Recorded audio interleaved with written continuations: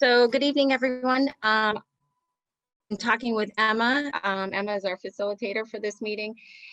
We are going to, Emma, do we need a call to order the meeting or not yet? Or just go ahead and call to order the meeting for the SRO committee meeting. Today is Thursday, February 11th at 5 p.m. And we are going to approve the agenda, review the agenda that we have set forth for tonight. And I want to see if everybody has reviewed that and if anybody has any edits for that.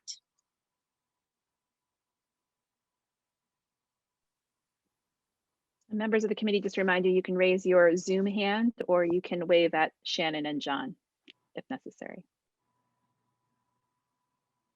Okay, it looks like everybody's okay with is everyone okay with the agenda as is? So just ask for an approval, Shannon, just by thumbs up, just so we can thumbs up, please. Perfect. Okay, so we have approval of the agenda for tonight. And then Emma, we're going to go into the public comment section of this. I'm going to read. Shannon, we just need to approve the minutes from last time. Okay, sorry. Thank you. That's all right. Sorry, you got it. Ask somebody. We were asking to approve the minutes from the last meeting. So can I get somebody to volunteer to approve those? Thumbs up. Anybody? Someone could just start by saying. Okay, yes, Sarah Biggie. Thank you, Sarah, for approving those. And can we get a second, please? And it looks like Mike has done that as well. Thank you. Okay. And all in favor? Yeah. All in favor? Thumbs up. You'll totally get this down, Shannon. I know. Perfect. Sorry, guys. You're great. You're doing great. No apologies. I can see you guys, but I can see the nodding as well. So so we're going to go into the public comment section of this meeting. And for tonight, what we're asking for is all visitors that are entering into our Zoom we ask them that you've been all invited and that you have your full name in your display and preload a picture of yourself or have your camera on just for the safety of our room, please. And then we're going to allow everybody, please post your name in the comment box if you wish to speak and if you will be called on in the order that is listed. Comments will be limited to 2 minutes for each member of the public. We are here to listen. Emma, do you want me to read this part of it here that we're here? Okay. So the committee is here to listen, but are under no obligations to respond. We commit to maintaining a safe and constructive space where people can engage, be heard, and honor the experiences lived and the experiences of those in the room.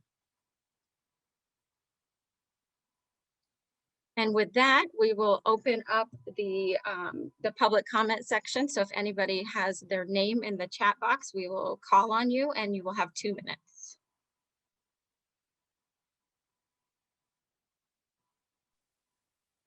And I will be playing the role as timekeeper. So if anyone does want to make comment, no, that's okay. And I will wave at you when you're getting close to 2 minutes, like have 15 seconds or so to wrap up. And then at 2 minutes, I will interrupt. I'm just giving people a heads up so that it doesn't feel jarring to have you kind of end that sentence, just so we can make sure we move forward because we have a big agenda tonight. And Shannon, I think you can go ahead and start calling folks as they appear in the chat. And then if other people want to put their names as people are starting public comment, we can go that way since we're going to do it as first listed reading off.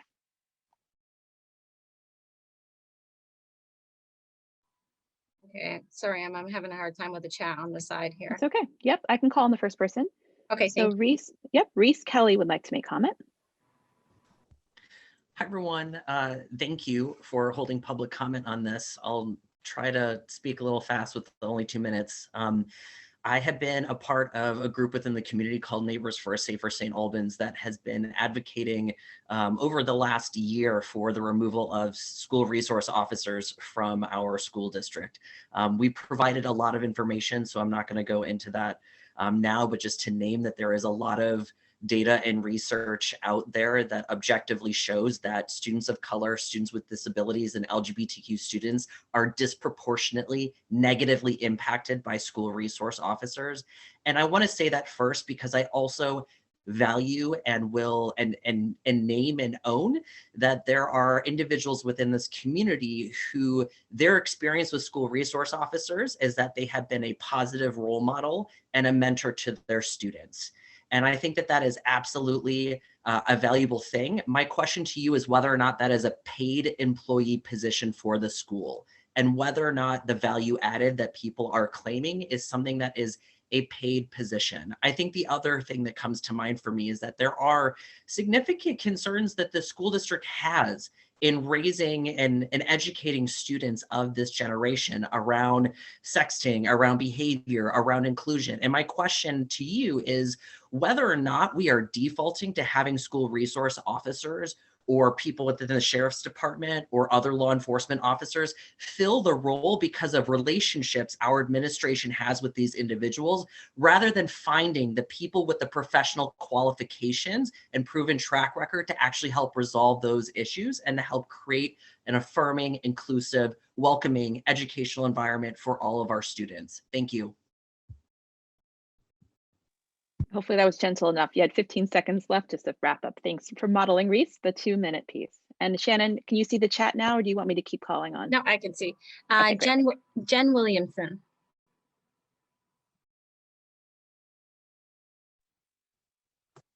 Hi there, I am Dr. Jen Williamson, and I am running for the school board for town meeting day. So I was definitely interested in the whole topic of SROs and, you know, whether or not it's a good idea to keep them or not. And I was quite disappointed to see the questions that the board provided you guys with, because I feel like the one question we really need to answer is, are SROs causing harm to some kids?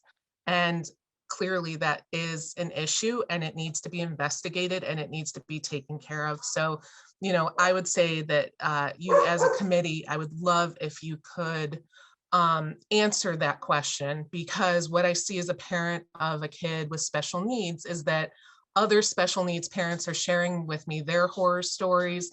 They're sharing with me that they have to specifically write into their IEPs that they don't have contact with the SROs because kids with disabilities are 3 times more likely to have negative interactions with SROs. So I really want to make sure that you guys are looking at all the questions that need to be answered and not just the ones that the board has served to you. So yeah, I will be running for the board and hopefully winning and be able to take your committee's responses into action and get something done in the school district. Thank you so much. Thank you. Diane Wheeler.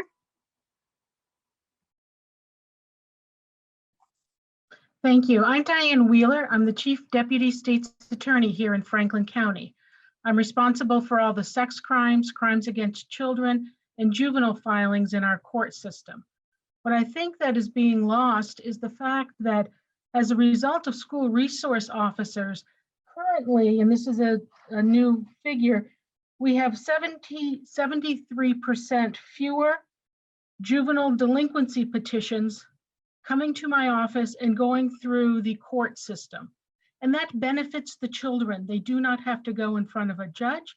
They do not have to have their particular incident relayed to my office or to others. Also, what people need to remember is that if school resource officers aren't there to handle these issues and deal with them in a community-based way, then it's going to be the teachers and administrators and other students who are reporting behaviors. And when those cases come to my office, that means those persons, school administrators, teachers, other students, are going to be subpoenaed to testify in the court, which takes those persons out of school and out of the classroom where you want them to be. Additionally, the students, what I'm seeing and hearing in the last comment is that we're teaching children to be afraid of law enforcement rather than fostering a positive relationship among them. And that is harmful to everyone. It does not allow law enforcement to serve and protect. And that is why they're at the schools, to protect, to deal with many of the little misdemeanor issues that get raised, and to make sure that it is a safe environment. Also, I would just note that it is a result of SROs that we are dealing with and addressing more sexual victimization. But for them, those And students Diane, that's 2 stayed minutes. silent. Thanks, Diane.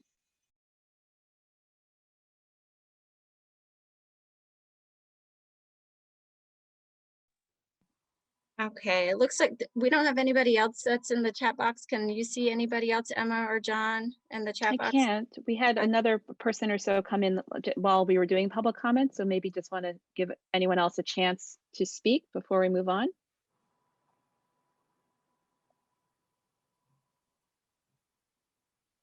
Okay, I think we're good, Shannon. I think we're good. Okay, so this will close out the public comment section of our meeting. And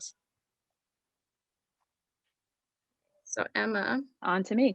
on to you. Okay, great. Thanks, Shannon, and thanks, John. Okay, so folks, we're going to move into the rest of the agenda. I want to just name the fact and remind folks who are watching at home or watching elsewhere and who may watch the recording later on that there is also an email address that maybe John or Shannon or even Martin can put into the chat. And I'll say it out loud for the folks who are just audibly able to hear it.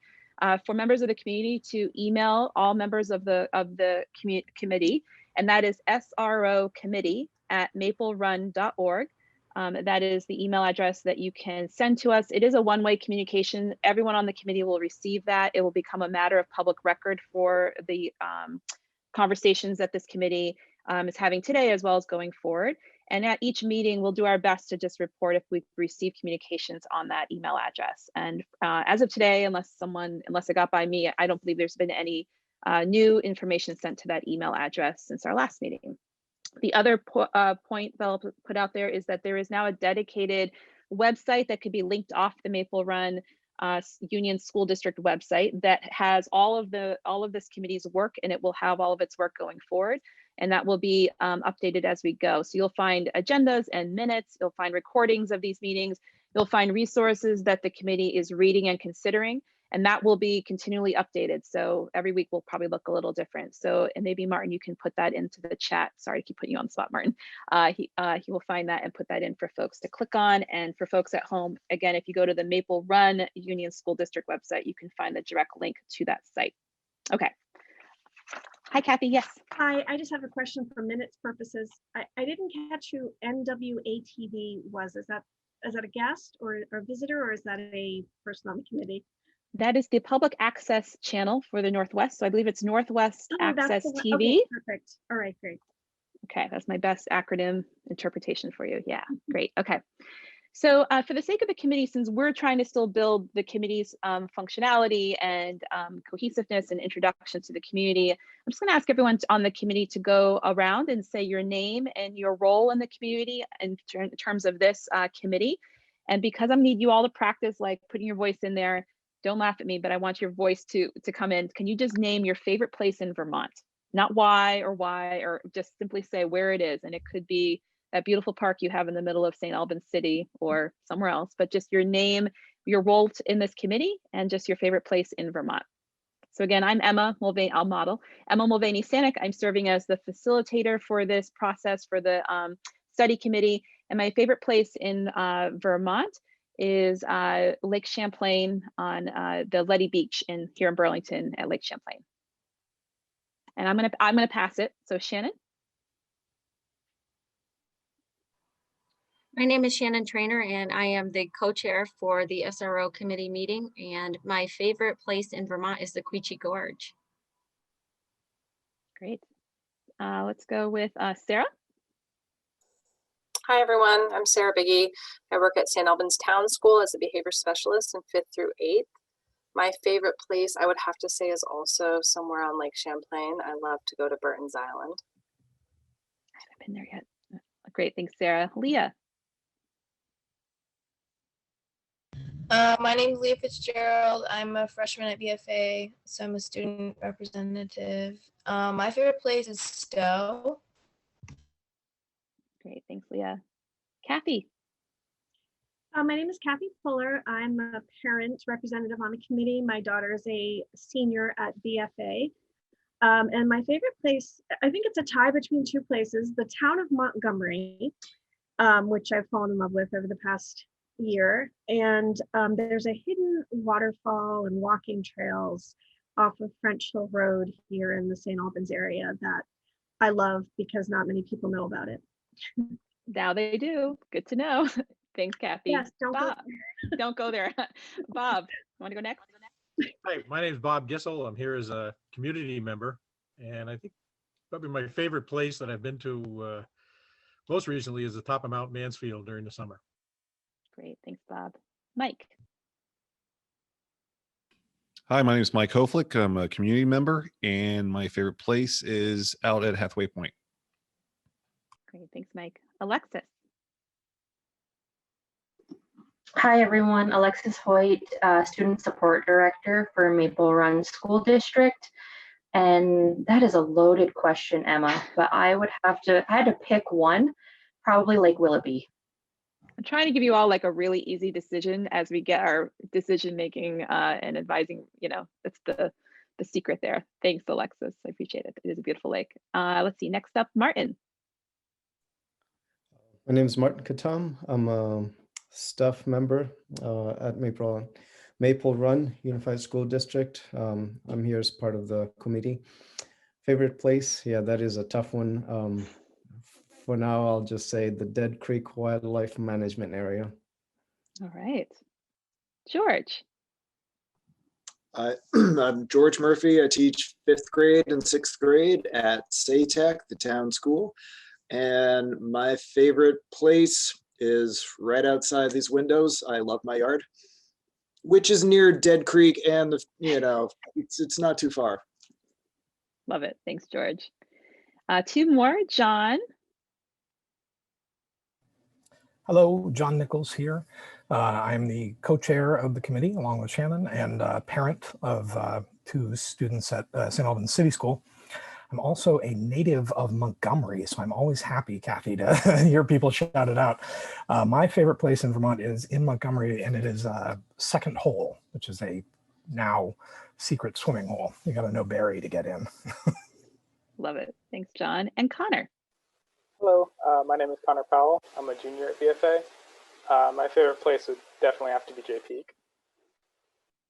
Very close to Montgomery. Excellent.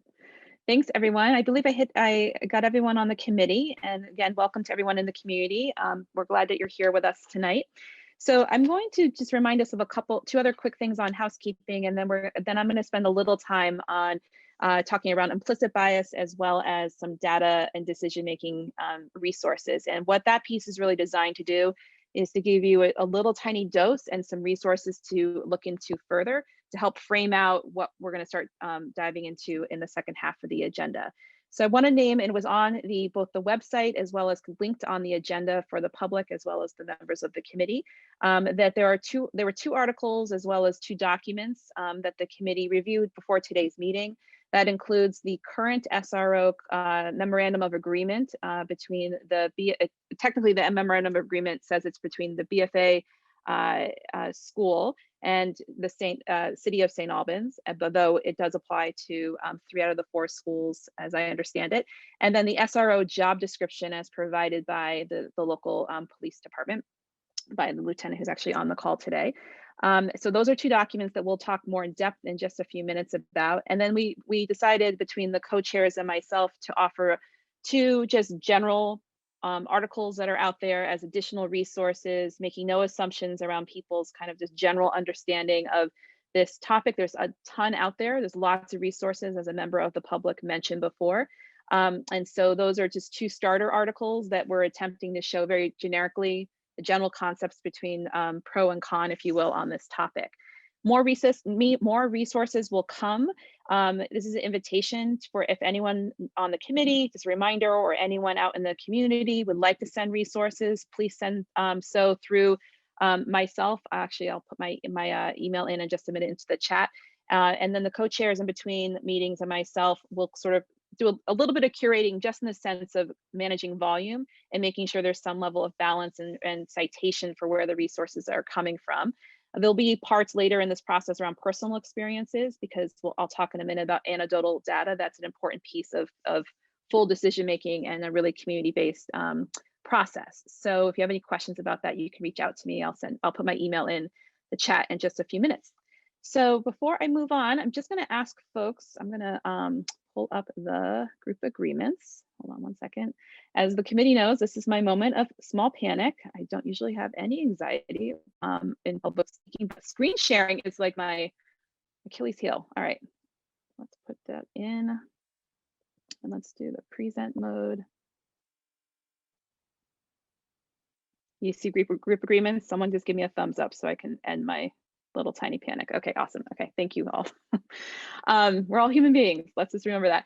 So these are the group agreements the committee reviewed last time. We're not going to spend much time on this at all, but I always want to make sure that they're named again, especially for folks who are signing in from the community to see that what we have committed to in terms of creating this space.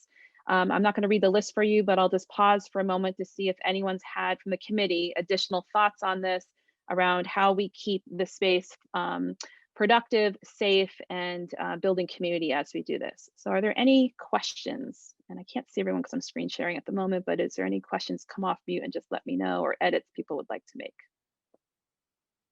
Otherwise, you can just give me a thumbs up. I'm scrolling through you. We're ready to go. Okay. All right, that's great. So these will be what we'll use tonight as well. So for the next bit here, I'm going to do some discussion on implicit bias and data. And I want to just name the fact that what I'm about to share with you has been adapted from an implicit bias training just offered recently in January. If some folks know, I serve in the Vermont legislature, and as part of it's either the legislature's rules or even perhaps state statute at this point, because we're technically employees of state government, every employee must go through implicit bias training for the state of Vermont. So that training was actually just provided, as I said, a couple of weeks ago by the Vermont Human Rights Commission and the state of Vermont's Racial Equity Office. So these concepts come from them, and I want to name the director, Bora Yang, from the Human Rights Commission, and Susanna Davis, who's the executive director of that Racial Equity Office, because this comes from I lifted it from their training, and these concepts I thought would be helpful for, frankly, any group trying to make a decision on any topic, because it's quite relevant. So this will be a drive-by. I am not pretending that this is an official training, but I'll give you resourcing, and you can actually watch the entire implicit bias training. It was recorded, as is everything with the legislature these days, thanks COVID. And I'll put those links in when I'm done this section, so you can watch the whole recording if you wish. So the first thing I just want to say around implicit bias is that it's really important to be aware of this in the work and to challenge yourself around the concept that any human being on this planet, frankly, is neutral on any topic, because implicit bias is a human condition. It's been scientifically proven around, it's the way our brains make sense of the world. It's how we make meaning in the world. And there's science based on our brain does things inherently to try to kind of make reference points and to draw from past experiences that we have in life. So it's very much unconscious. It's not something we can control necessarily, but just remember that everybody does it. Everybody has it. It's part of the brain's functioning, and it's how we make meaning and make reference points in our lives and everyday interactions. And for example, with SROs, you may not have given this much thought prior to a year ago or 6 months ago, or even before coming onto this committee. And that's very much based on likely your personal experiences in life, your reference points, your points of information. You may have never engaged with an SRO person in a school before, or you've engaged with them a lot. So people have good experiences, bad experiences, indifferent experiences, and that informs that implicit bias that we all take to this particular topic. As folks in this committee that are mostly white identified folks, or white folks, I should say, on this call, this is a particularly good one to remember how race comes into play around implicit bias and impacts policy making and decision making, and how we all have implicit bias as it comes to race, because we live in a country and a culture where racial bias is part of our reality. And so knowing and being conscious and aware of that is an important piece in this conversation, and I would argue in every conversation you have as we navigate this world. And most of the folks on this committee are also adults. We have 2 students on here. And so remembering there's also implicit bias when it comes to age. And so our experiences as adults are very different than the experiences of youth, and decision-making we make get informed by our vantage point of being adults rather than young people growing up in the St. Albans area. And the categories go on from there around implicit bias, around gender, gender identity, LGBTQ status, disabilities, ableism, all of the list goes on. The last thing I just want to, last couple thoughts I want to just share here is that explicit bias takes effort. So explicit bias is much easier to see, to name, because it takes motivation and work. If there was the KKK marching down the streets of St. Albans, that would be very clear. It's explicit bias. It takes coordination. It's an action. It takes planning. People are actively trying to, and they have a bias that they're expressing actively towards another individual. Implicit bias, as I said before, is unconscious. It's harder to kind of understand if you don't think about it. But the biggest piece here is that the outcome of implicit and explicit bias is the same, meaning that even if it's unconscious, the results of your decision-making, the results of your interactions with people can still have the same outcome for people. You can still favor one group or one person over the other because of the way that unconscious bias works.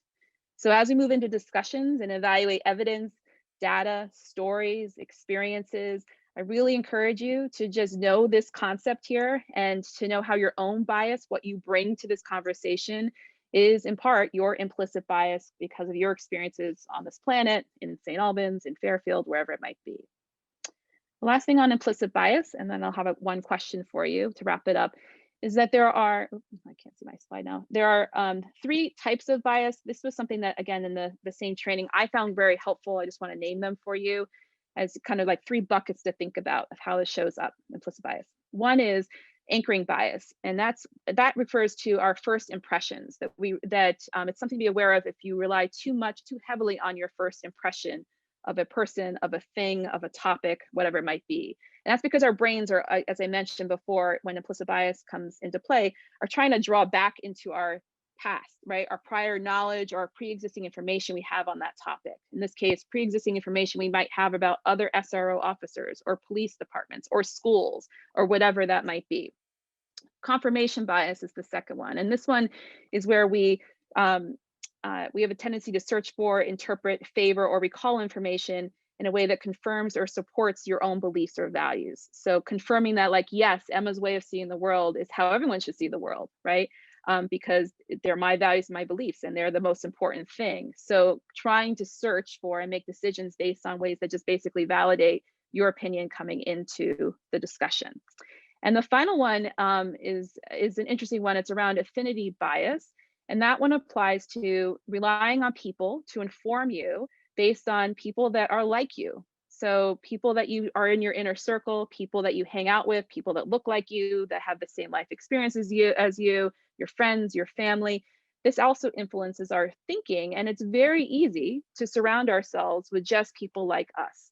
And so these 3 different kind of examples of implicit bias, I hope, are useful as you start thinking about every single person on this committee. How can we try to, on the forefront of our mind, know that there's implicit bias and apply that kind of critical lens, that critical thinking, to know when you need to push yourself out of your own go-to places when it comes to interpreting information and listening to people's stories. All right, so I'm going to pause there and just see if I can ask you one question, committee members. So if there's one thing, actually, did I make a slide on this? I think I did. Yes, okay. Can you just, on a scrap piece of paper or write it in the air if you don't have a pen nearby, can you name one thing for yourself that you will consider in this work, knowing that each one of us operates with implicit bias? So in the work ahead of us, can you, reflecting on a concept, a new thought that might have come up as I was giving you a very quick drive-by of implicit bias, that you'll consider as we go forward in this work together? You can write it down. You can write more than one thing down. And I am going to ask, for the sake of just making sure everyone did that if you feel comfortable, that you put just a brief concept into the chat box so we can just build some common ground that we all know. And I'm hoping that we got to that point in these last 8 minutes or so, that we all have an expression of implicit bias in ourselves. So when you're ready, I'll ask for people to put that into the chat box. Doesn't have to be dissertation, just a thought or two.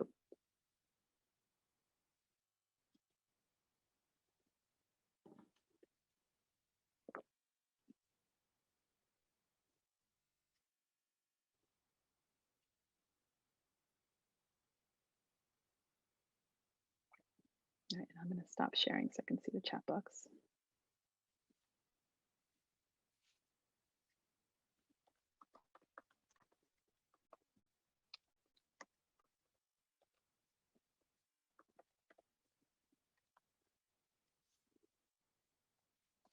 I'm going to catch myself up on my admin while you're thinking of your brilliant reflection points there. So that's my email.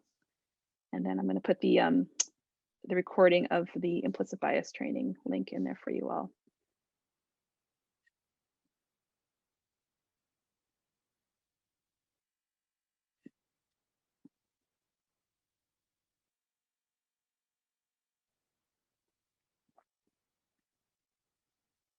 Thank you for being our very first on there.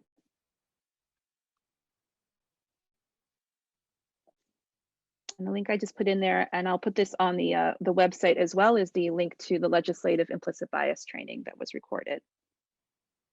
And I won't read them off. Folks can just put them again in there. One thought that you'll be aware of as we go forward with knowing implicit bias is a thing as we go into this work.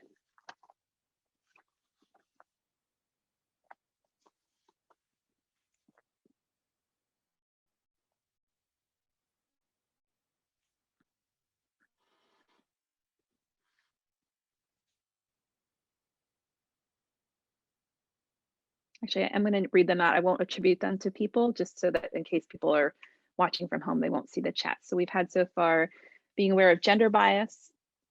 We have seeking out input that is potentially not supportive of any opinion that I have.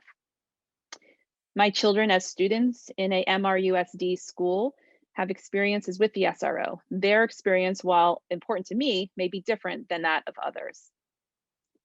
Types of bias, recognizing those concepts and how they relate to thinking and then expression. I'll give folks just another second or two to add anything else in before we move on.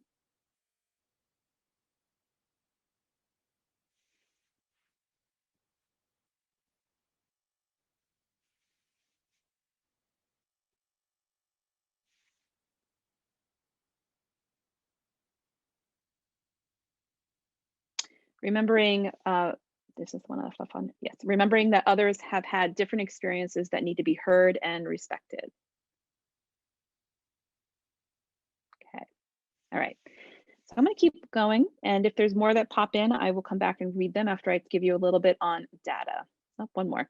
Thought of police presence in a school building is a foreign thought for me due to not having the same experience. Great, thanks all.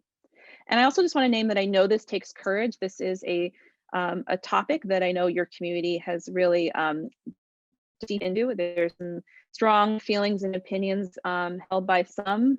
This is new for others. So I just want to name the fact that these are courageous conversations we're trying to have so that folks can really feel that this is a thorough process and a process the committee feels good about, and recommendations at the end of this that you feel good about. And I know getting started, it's a vulnerable place to be putting things out there. So thank you for leaning in. Okay, here we go. It's back to my temporary panic about screen share.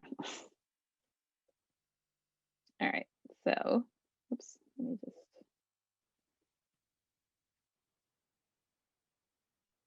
It's always that present mode that gets me. All right, okay. So just a few words on data, because in our first meeting, people mentioned, as we were talking about what people are seeking and wanting in terms of understanding data and what data is out there in relation to this topic. There's a lot of different ways we can cut it. And so there's a couple different kinds of data, and then a couple of concepts here around how to apply data when decision making. So there's three kind of big buckets of data out there. There's population data, which is when we want to get context or a bigger picture or have an idea of a broad impact of an issue. There's also performance data, which is often used when you look at a particular program and wanting to understand its impact. When you as decision makers, or in this case, people are making a recommendation, do you understand the intent of the program? Do you look, as you look into understanding what it's doing, is it solving the ultimate problem that you have at hand? Is it working the way you want it to work? What was the need when the program started, for example? What is the need now? Frankly, was there bias when the program was started, and is there bias now? And how do you use that in terms of the performance analysis of a particular program? And then the third big bucket would be anecdotal data, which you know, it often is personal experiences and stories. And that is sometimes much harder to quantify because it's a lot of qualitative personal experience.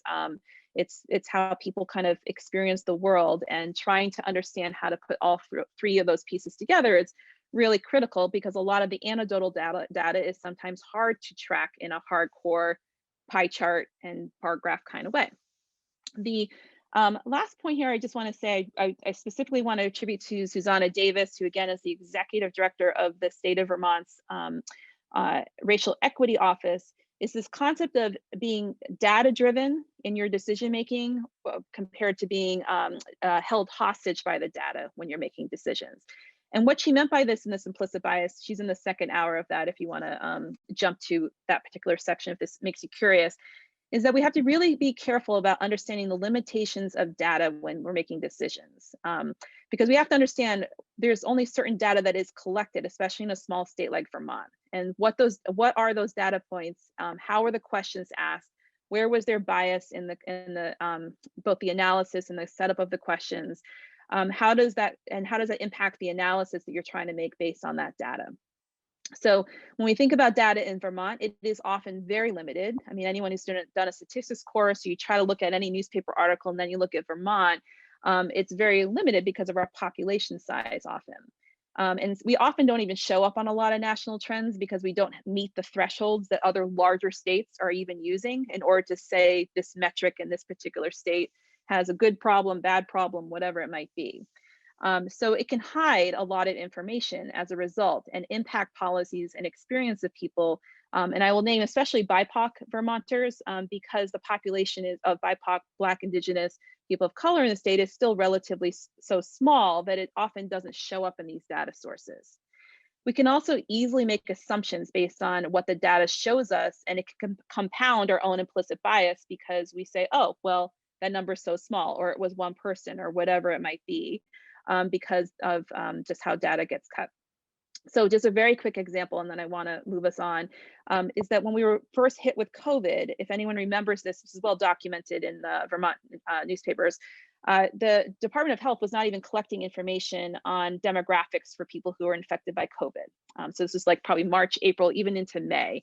And because it was fast and furious, people had lived through a pandemic. There's a lot of reasons why, but they weren't prioritizing. So when they were looking at the early stages of COVID, they didn't have any way of really understanding how COVID was impacting one particular part of our population in Vermont versus another.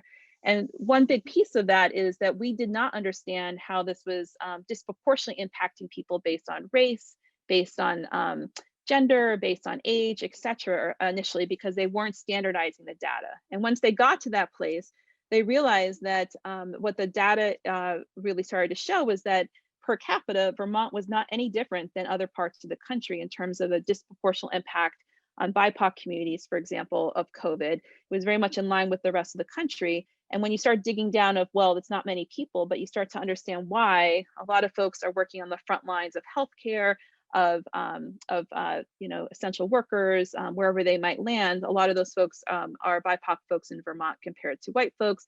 And then you get deeper into around systemic issues around healthcare, which is not, I'm not going to turn this into a whole dissertation on it, but there's a lot written about that lately in Vermont. And it just shows that how data was being collected earlier really hid the real story of how COVID was impacting different Vermonters. All right. So the last thing I just want to say about decision making and is that how do you use data and do more, right? So not just rely on data being your only source of information before making a decision. And so there's three other tools that in state government, at least, we're starting to use, we, the Vermont legislature, but also just the state of Vermont under Governor Scott. Governor Scott decided through the Racial Equity Office to start using every agency in the state of Vermont. So public safety, Fish and Wildlife, like literally every agency, when they make a new program or if they are expanding a program, they have to apply what they call the Equity Impact Assessment Tool, which is an equity-informed decision-making tool that they use. I'm not going to get into it, but it has 6 points to it that range from everything from metrics and timelines to data-informed, but it also talks around promoting equity, harm reduction, and involving the community. So anytime something new comes through the state of Vermont, if anyone works for the state of Vermont, you probably have heard about this, they have to use the EIA assessment tool to really make sure that it's hitting all those points before anyone makes a decision that this gets funded, this new initiative within state government. The second two I just want to name is that really making kind of decisions and recommendations based on who is most impacted is something that you can find in the results-based accountability decision-making concept. You can Google this, there's a lot written about it. And it kind of is backwards planning. You decide first what result do you really want, and then you work backwards from there to inform, you know, what is needed to get us there. And so rather than sort of making a decision and waiting until the end to evaluate it, you sort of work on where do we want to be, and then work backwards from there in terms of informing your decision. And then the last piece, because this was new to me when I became a legislator, the Government Accountability Committee is another part of state government, which was formed just a couple of years ago around, you know, again, how do you make good decisions in state government and local government? And that's really geared towards something similar to results-based accountability, but figuring out first what your outcomes want to be, and then figuring out the means. So figuring out the ends first before the means, and always trying to improve the lives of Vermonters. So first and foremost, that piece being front and center rather than a dollar amount or something else that you're trying to kind of make as a result of a decision. Okay.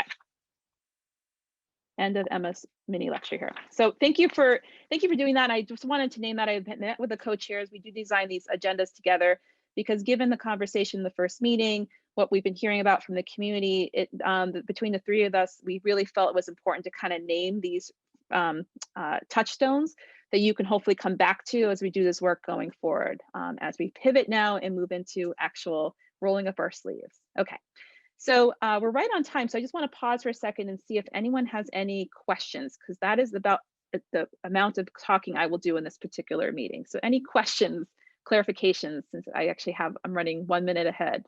It's amazing. I should play the lottery today because this doesn't usually happen. Is everyone still with me? Okay. All right. Forward we go. Okay. So the next piece, and you can feel free to, anyone, frankly, even folks not on the committee can feel free to reach out to me. Y'all have my email now if you have any questions or want further information on those resources. But I highly recommend watching that implicit bias training that I put linked in there. Okay, so what we're going to do now is dive into two documents that the committee looked into in depth so far, just the beginning, to really start to ground ourselves in what the program is, the SRO program is about as we understand it so far. So the two documents provide where the SRO contract, which is really a memorandum of understanding. And just for the folks watching at home who haven't clicked on the document, it was signed in September of 2019 and was provided to this committee as the current working contract. As we understand it, there is no official SRO at the Fairfield School because Fairfield is a different town.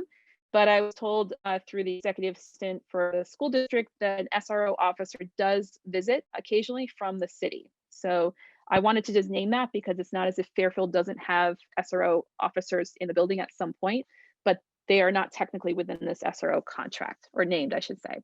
The second document is a job description, which was also noted would be updated soon to include, and if I get this wrong, Lieutenant, just feel free to wave at me. But as I understand it from your email to me, this will be, the job description will be updated soon to include investigation and/or assisting in investigations related to cyber safety for children because of the uptick of texting and internet.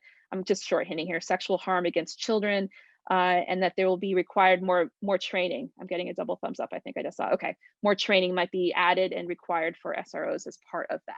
So with that said, we're going to break into small groups, and members of the community, we're going to invite you to come into those small groups if you choose. You can also hang out in the main room with me and we can chit chat about whatever you'd like. But what we're going to do is go into small groups so that we can have more discussion on those two documents. And for committee members, there's going to be two questions. They're very short, so you might want to jot them down before we put you into small groups. And we're going to do groups of 4 groups of 3. One will be groups of 2. And the two questions on those documents will be, what stood out to you and why? What stood out to you and why? And the second one is, what questions do you have? And these are open-ended on purpose because everyone's going to sort of go in different directions, and then we'll come back together and see where people got in those discussions. And I have some prompts for that. So we're going to take a full because we're going to come back once Alexis take a full 15 minutes to do that. And I'll do reminders through the Zoom technology here when we're getting close to time, but we hope that all 3 people or 2 people in the pairing have time to speak. Now, I want to remind members of the community, if you're going into the small groups with us, that you're more than welcome to observe and you can put things into the chat, but we're still operating under the same sort of process, that the committee members aren't obligated to respond in real time to that. But we do download the whole chat and keep it as a matter of public record. Okay, Alexis, question or comment or high five or something. What would you like? Well, always up for a high five. Okay, awesome. Just a quick question now. In our individual groups, do you want somebody taking notes, or is it just kind of open conversation? Excellent point. So, or question. So you can take notes, but what I will ask for the sake of our public record is that when you come back, you share the main concepts, and then Kathy, our awesome note taker for tonight, will capture those for the sake of the record. So no transcripts necessary. We won't be recording the small groups, like actual recording, but if you can capture the main concepts, that would be helpful for the record. Martin, did you have a question as well? You just answered it. Thanks. Awesome. I'm like on it. Kathy, did you have a question? You're on mute, my dear. Kathy, you're on mute. Sorry about that. It's like Zoom bingo. It always happens at some point, you know. I'm not used to being on mute in meetings. Usually everyone's, you know. So yeah, just the second question. I was typing something and I didn't get the second question we're going to be discussing in the groups. Yep, you're going to laugh. What questions do you have? Oh, okay. So just what questions do you have? So again, I'll read the 2 again. What stood out to you in these documents and why? And what questions do you have? Okay. All right. So I think we're good. Oh, Bob. Yep. Yeah. Could you just go over what Alexis' question was? My internet bleeped and I didn't hear anything. I know she had a question and I just didn't. Can you just tell me what was said? I'm back now. Yeah. No. Welcome back. And Alexa, I think you were just asking if we needed to take copious notes during. Right. I'm having a little bit of a. I've been there, forgot about it already. But if we were going to take notes in the sessions, and I said you just have to come back and bring the main concepts. So we're going to have one person per group just report out briefly, so we can capture that in the main room again when we come back as a full group. That's what you said, Alexis, right? For the question. Yeah. Okay. Cool. All right. Okay, good.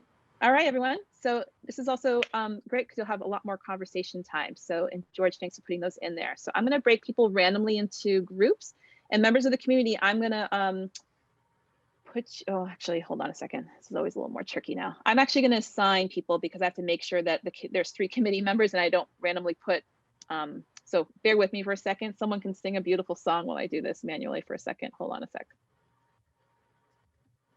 Didn't account for the other people in the room. Okay, so.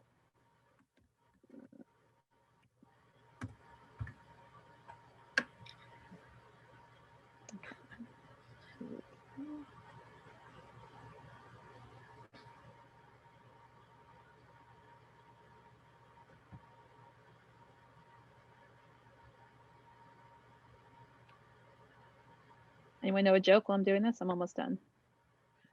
An appropriate joke? What kind of cheese is not yours? Nacho cheese. Yeah, I know that one because I have a 5-year-old. Love it. Okay.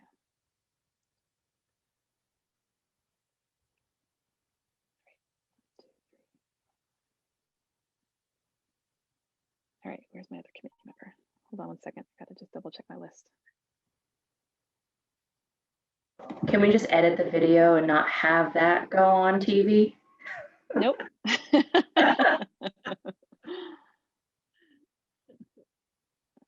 hold on.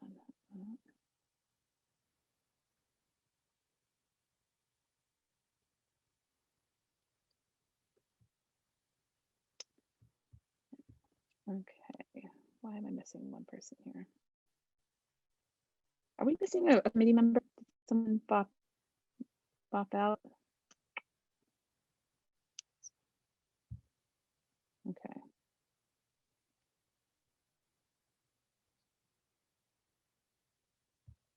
All right. Well, anyway, okay, we're gonna we're gonna call this good enough, and we're gonna rock and roll here. 1 second. Northwest TV, I'm gonna keep you in here with me. Is that okay with you? That works. Okay. This is not gonna be the most, so anyway, we're all gonna roll with it. There's enough community members in each room, and there's enough community members as well. So here we go. Away we go. Do you all have a prompt? And you can head off to your rooms. See you in 15. Okay. Might have lost a couple of people along the way with the community folks, but I think we have our committee members back. Great. All right. So thank you for taking that first experiment into small group work, everyone.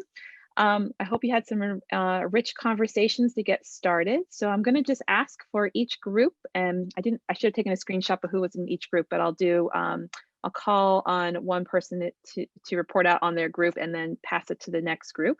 And so the questions I'd love to just hear folks report out on, and Kathy will take some notes for us here. What are, for us to kind of figure out what the themes and common areas are. So as you're reporting out, if you could hit the highlights, maybe not just every single thought that was shared, but just the highlights of what came out among the questions of what stood out to your group and why, and what questions do you have? Okay, so Alexis, can I ask you or someone within your group to go first? You don't have to be the report out, but can someone from Alexis's group go first?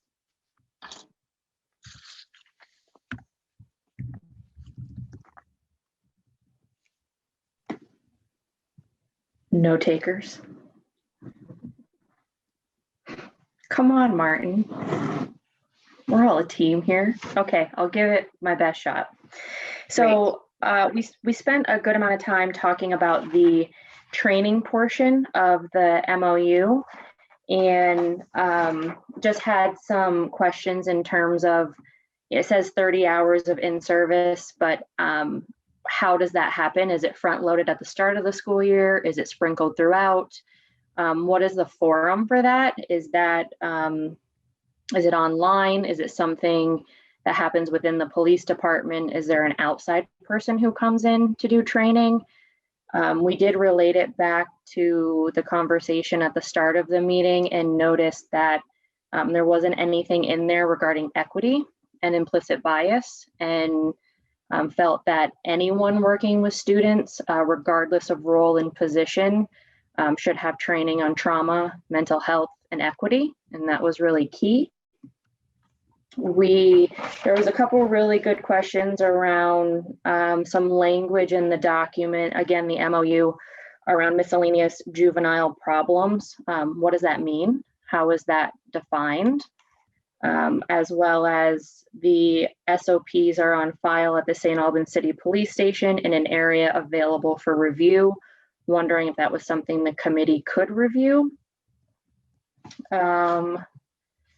We talked about if there is a disciplinary thing that happens at school that is criminal in nature, does the SRO ever operate on their own to move it forward through legal proceedings? Even if maybe the school or the administrator doesn't think it should or needs to be moved forward. Did I miss any of the highlights? Feel free to chime in, other group members.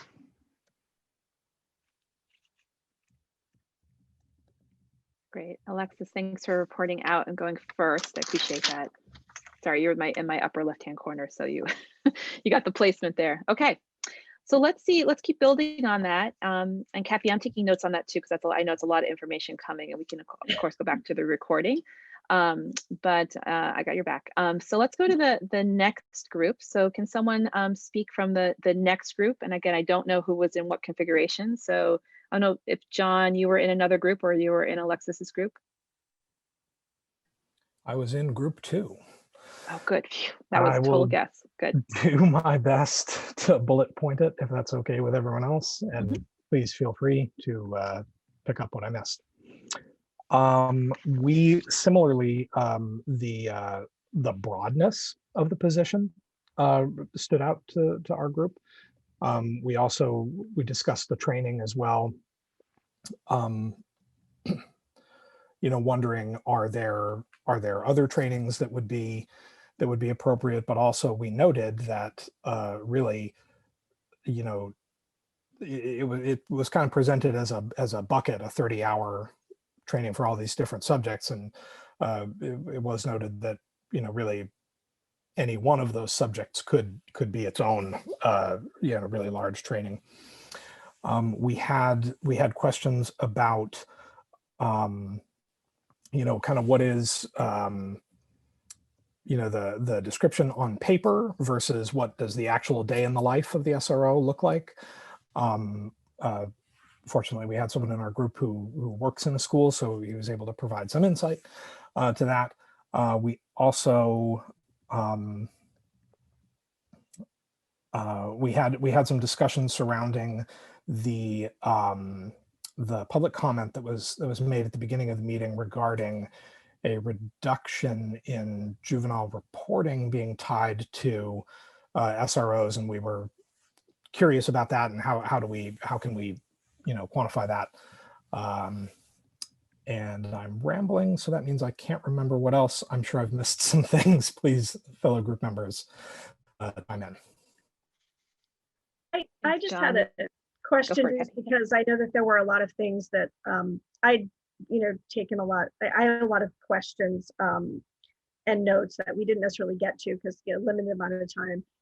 And I don't know if how we're going to necessarily capture that, if you know, how, because that might have happened in other groups as well, where there were questions that didn't necessarily get discussed. So I don't know how we want to, you know, capture maybe all of the comments and the thoughts people had as they were reviewing the documents, but didn't necessarily share. That's a great question, Kathy. And I think much to our first meeting when we did that initial brain dump response of all the questions, and I put it all into a Google Doc, and I think at least one or two other members after the meeting sent even more because we ran out of time. Let's do the same. So you can, for the time being, can email them to me, and I'll start a Google file in our public files that we're starting to build, because I think that will bridge well into our last topic tonight around assigning research teams and figuring out what we do, because people could use those as reference points, because some of these questions will be relevant for these different research teams, or maybe all research teams. So thanks for raising that. Great. And thanks, Sean. I'm sorry for putting people on the spot. So thanks for leaning in. Okay, and the third group, Bob, were you in the third group by chance? No, darn it. Okay, I can't play the lottery there. All right.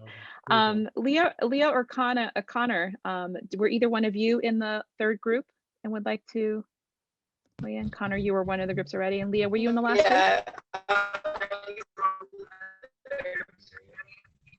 And Leah, you're a little cut out. Can you stop your video and see if we can hear you better? And then you have to there you are. Yep. Oh, good old internet. Try one more time just to see. We can help her out if you want. Yeah, hold on one second. I can talk a little bit, but I know Sarah took better notes than me. Okay. All right, Leah. I think we are going to go to Sarah. I'm really trying to be mindful of inviting our students to speak as well. So thanks for trying. Good old internet, man. We'll work on broadband in the Vermont legislature. Don't worry. Okay. Mike, do you want to jump in, or Sarah? Either of us. Go ahead. And Sarah can certainly supplement whatever I have to say. So we were discussing some of the facts and figures that were brought up during public comment. And we certainly invite anybody who spoke up during that time to send us the sources of that information to the group email address, so we can look at that later on. Some of the things I remember picking out when we were going through this regarding the contract, I think there's a question that initially it said there was one full-time officer for the district, but I think there are 3 currently. So my question is, when were those added, under what circumstances, and who made that decision? And then, I brought up that, when you look down through the bullets of the job description for the SRO, it not all of them were like this, but some of them, when I went to school, were duplicated by school staff. Again, it's not really so much a question, it's just, that was just more of an observation. Sarah, would you like to kick in anything before I don't want to speak for our entire group. No, you're doing great. Okay. I'm bummed that Leah didn't get to talk because she had some great points in our group. Yes, you did. And one of the things she brought up in terms of, she was talking about the goals and objectives and the sort of the piece about safety. And so she brought up the question, you know, how do we know, is there a survey? Are kids feeling safe? Adults feeling safe? That sort of thing. So she brought up that piece about adding that information. So I thought that was important that she brought up. We also talked about just the training as well as everyone else, the 30 or 40 hours. It seemed like there was 40-hour course, basic school resource officer course on the other job description. So we talked about that as well. Great. Thanks, Sarah. All right. Was that everybody? Did we capture all the groups? The 3? I had 4 in my mind, and then I made 3 because of the need to assign people in a different way. Okay, great. So it seems like there's a couple of questions already around, themes already that were starting to come out, as well as some additional pieces of information that are needed beyond the documents. And just a few points that I heard, just to name, and then if other folks heard others, please chime in as well. But it sounds like there's several questions around the training, the focus of the training, the 30 hours, some missing pieces around topics that should be part of training. There were some particular questions around a couple of particular lines around miscellaneous duties. Also, there were a couple points of information or data or resources around, I think you said SOP, and I don't have the document printed, but I believe maybe a student incident report or documents or whatnot that are held at the police department to look at that information.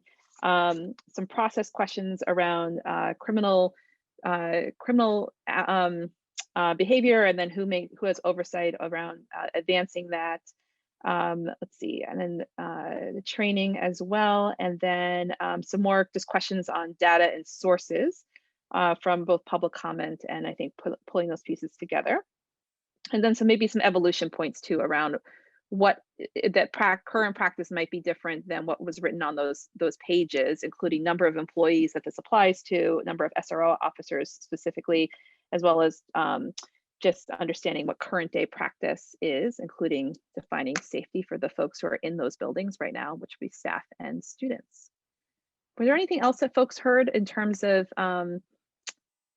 big concepts and ideas that people would like to kind of name that I didn't hit on?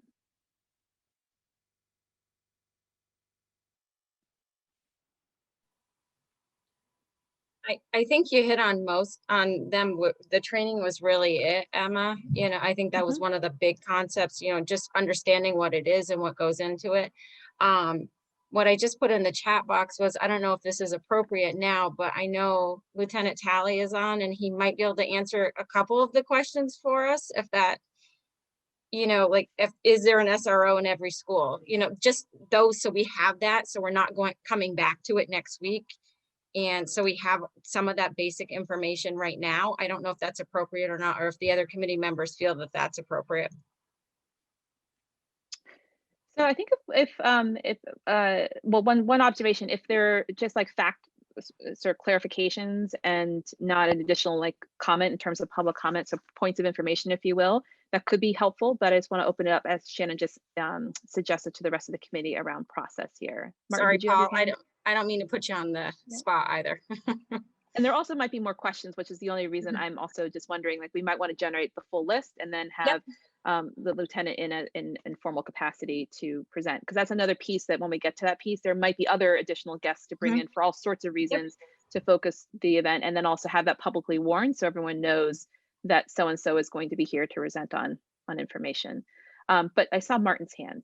Do you want to chime in, Martin? Yeah, I wondered if it would be more fair to allow him time to, if he is interested in answering some of the questions, to allow him the time to be able to put that thoughtfully out to us and do research where research needs to be done, as opposed to maybe putting him on the spot live. But that's his decision. Okay. So I think it can go either way. I also am not mindful of what time it is. So I think I'm going to make a facilitator decision, if that's okay, since I'm not seeing strong leanings one way or the other, mainly because I also want to make sure things are properly warned for the full community as well. So the lieutenant's been here with us prior. I assume you'll come back and we can maybe just make a nice clarity of all the questions, and there might be new ones after people sit with this tonight's meeting anyway, that we can make concisely for you, send it out, and then perhaps even have you write something and then also come back for the committee for the sake of public record. That is awesome. Thank you for being flexible. Okay, great. Let's do that then. Okay, great. And similarly, I see some other comments, which I'm just going to reference from Diane and others. If there's other points of information, as we've said before, you can send it to the SRO committee at maplerun.org email, as well as to my email, and we will curate that information and fold it into the process. Folks will be reading lots of information and distilling what we can. So always open for people sending things our way. Okay, all right. So I'm going to move us now into kind of queuing up what the next phase of work into research teams. Thanks for doing that small group work and experimenting if that could work in this space. I think it's a good option. So I'm going to, I ran this again by the co-chairs around how do we start breaking down the even larger pieces of work and understanding the charges, again, that the questions given by the school board at this point, and knowing if there's other questions that need to be asked or not. And what we want to propose to you is that we have 3 scheduled meetings right now ahead of us between now and the end of this process. And that, again, I really want to emphasize, may not be enough. It may not be the right timeline. The board has been very clear that we can provide flexibility around more meetings, expanding out time between meetings to do more work. This is not like must be done at a certain time, a certain expectation. We want to move thoughtfully and diligently through the work, but we don't want to rush things and have anyone feel like the work product was not thorough and done well because you were all on some arbitrary timeline. So with that in mind, we have, let's see, so let me just put this up here. Actually, I'm just going to read it to you. So rather than screen share, although I need to show you the list of names. Never mind. This is when I now have conversations with myself because it's the end of the day. All right, bear with me all. All right, so, oops, that's not what I meant to do. Clearly the end of the day, y'all. Okay, so what we wanted to suggest, there's 11 people on the committee, is to break you into research teams of 3. And by research, I really mean that like gathering information.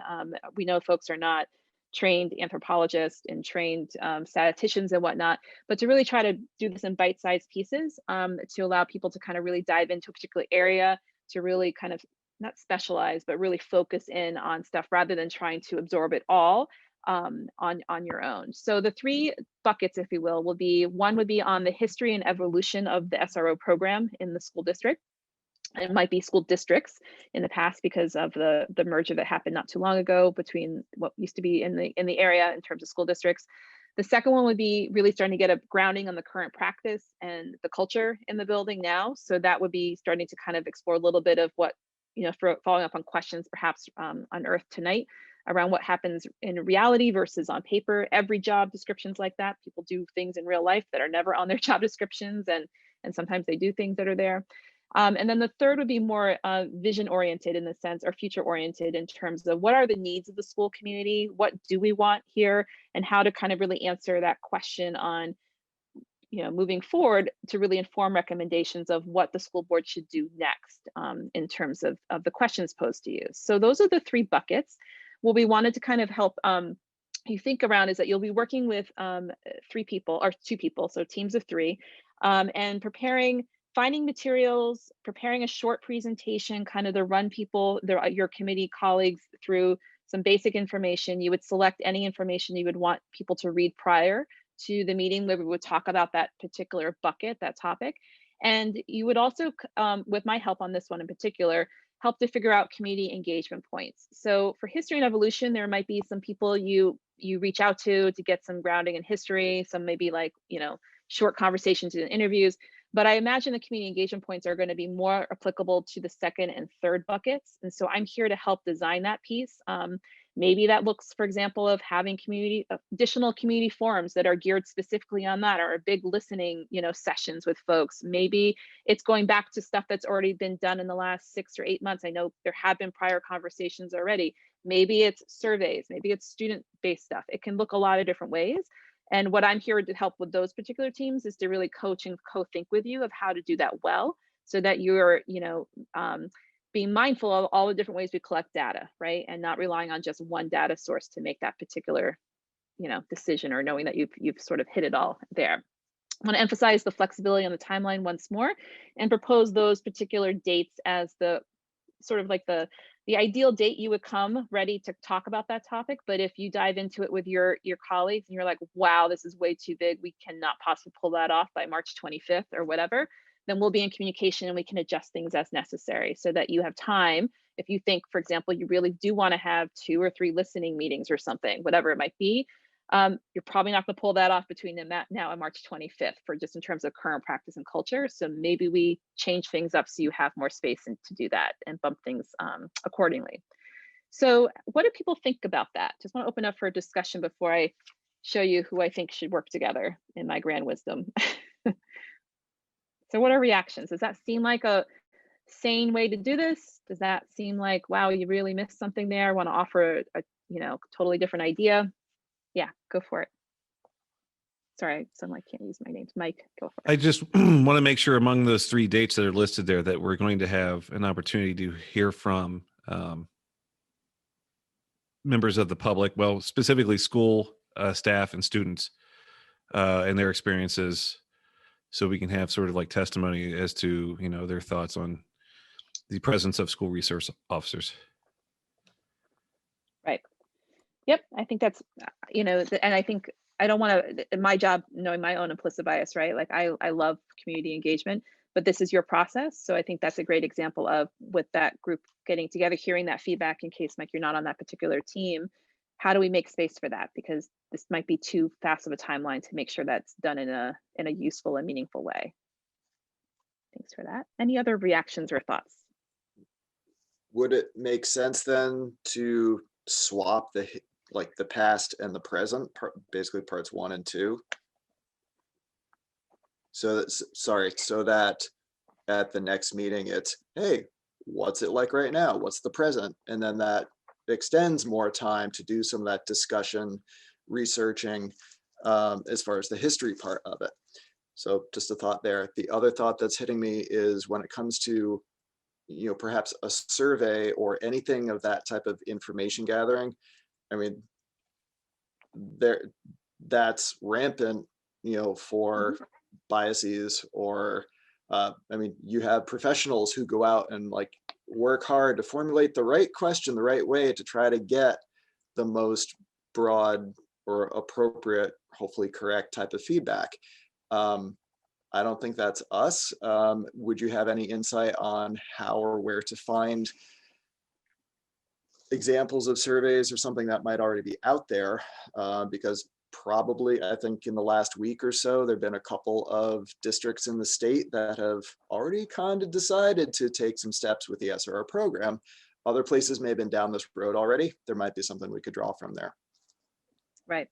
And that's where I would sort of instinctually, because I am also not a statistician, social scientist at all. So I would say, let's not reinvent the wheel. Let's look especially to comparable, districts, just in the sense of in Vermont, who've been through this process, to see how they did community engagement, including the survey piece, to see what those options are. And I really appreciate that. It means y'all were listening to the earlier part of my attempt to do some implicit bias and data, 411 stuff, is that there are going to be limitations. And sometimes, given the resources and the timeline, there's also a point of, you try multiple means of gathering information, and you do an analysis with those points of information, knowing that this is the anecdotal stuff. This is the stuff we have to apply that lens to, right? Knowing that this gives us a certain amount of information that data, numbers, figures can't, and data, numbers, figures, whatever, does not tell the full story either, right? So there might be some combination. So I think that's definitely important to put in the mix. I would say, what I will do is I'll round up with Shannon and John as the co-chairs, because it might make sense that we push out sort of these official committee meetings and insert a listening meeting next, for example, right? Where that could benefit everybody, no matter what your bucket topic is. And maybe that's also a really good step for the community to have like a grounding where they come and can really weigh in and provide that kind of context even more. So I'll talk with the co-chairs a bit about that. Any other points of or thoughts folks want to put into the mix so we can include it as we think about adjustments in timeline before I show you who you're working with, hopefully, and wrap you up in the next couple minutes. Any other thoughts to throw in? Yeah, go for it, Alexis. Yep. I know it was already said, so it's not a new comment, but with all of this work, I am very worried about the timeline and just want to be really mindful that we're not rushing. Because the timeline isn't what's important. It's doing a really thorough job on the topic is what's important. Yes, and I'll also loop in Jeff, the chair of the school board. He's been in the loop of every communication with the co-chairs and whatnot. So we'll make sure that's known. And also I'll name here, I just had an email back and forth with Jeff that he would like the co-chairs to come in and give an interim report to the school board in mid-March.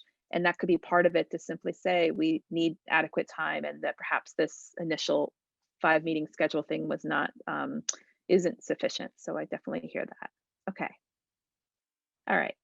As you know, you all have my email, so you know where to send me more feedback. So I want to just give you a proposal around people to work in small groups. And there's a little rhyme or reason to my thinking here, because I thought, first of all, I started with our students, Leah and Connor. I really felt it was important, suggestion here, to put a student in the future bucket topic, because this is your school, you're going through it, you'll still be there, or you're, for the next at least year, if not more than 1 year, as well as sort of getting a sense of the current realities of the school culture. I thought it was important to put you both in one of those buckets rather than necessarily looking at history. So feel free to push back on any of this at anyone. And also just knowing some folks' background, and I think it was Bob, but don't quote me, I should have written this down.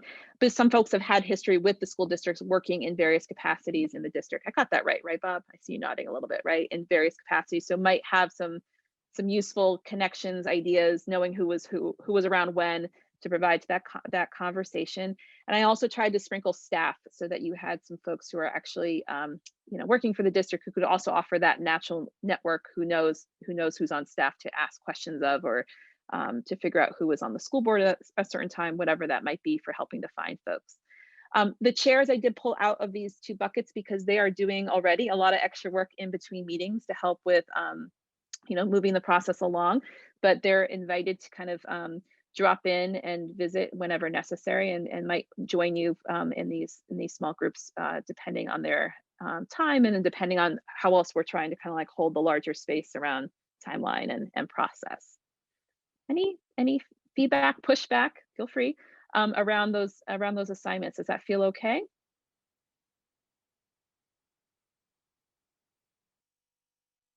Y'all are so excited. I know. It's like, Alexis, go for it. Yes. Sorry. Are you high-fiving or are you pushing? I hope always high-fiving. I love it. Okay. It's a genuine question. I don't have an opinion either way, but I'm wondering if the committee has any concern. So Martin and I are both district administrators. So I don't know if people view that as a concern, having 2 administrators in the same group. Great point. I didn't catch that one. So does anyone have any feelings one way or the other about that?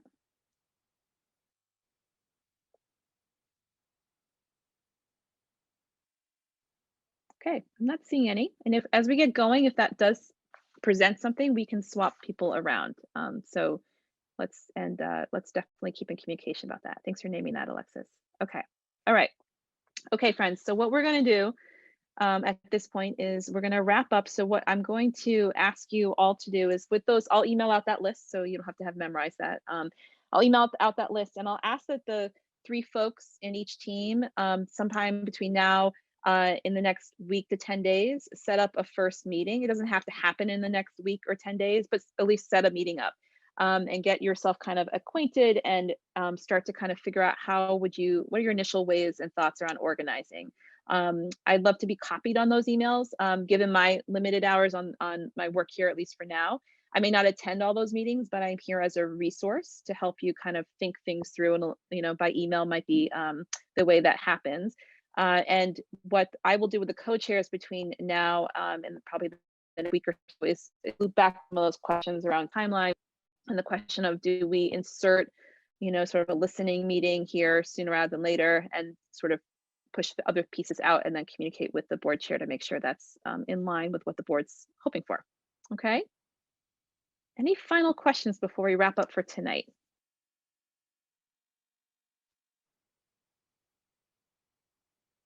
Oh, Martin, yep. I do know that some of the peer-reviewed research out there is behind paywalls. So I'm hoping maybe we'll find a way to have access to peer-reviewed articles to kind of balance out maybe some of the data that we're getting that's maybe not as maybe is different. Yes. So I know that someone sent me one peer-reviewed article already, and so just noted again on resources as they come through. I'm trying to be diligent about accurate citations, where it came from, the date and whatnot. So I am doing a little bit of side research on that, and I do have a contact person just in my network who does have access through a higher ed institution to get me beyond the paywalls. So if you come across those peer-reviewed and there is a paywall, let me know, and I think she's going to get me that one that was sent to me already. And if there's more, send them to me, and I will hack my way into the paid land for free for the sake of this work, and send them out. Okay. So thanks for saying that. Great. Okay. All right. So to wrap up, I just want to remind folks watching at home right now, our next meeting is scheduled for March 4th. Right? Do I have that right? Now I'm panicked that that's for some reason not the right date, but let me just double check here. Yes, March 4th. From 5 to 6:30. If that changes, we'll let that be known rather quickly on the website, as well as in other resources. That might switch to a listening meeting. So TBD on that for now. And just again, a friendly reminder, if you have any resources, please send them our way. You can always email feedback and input to srocommittee@maplerun.org, and check out our website for more information. So with that, I think we're ready to end the meeting.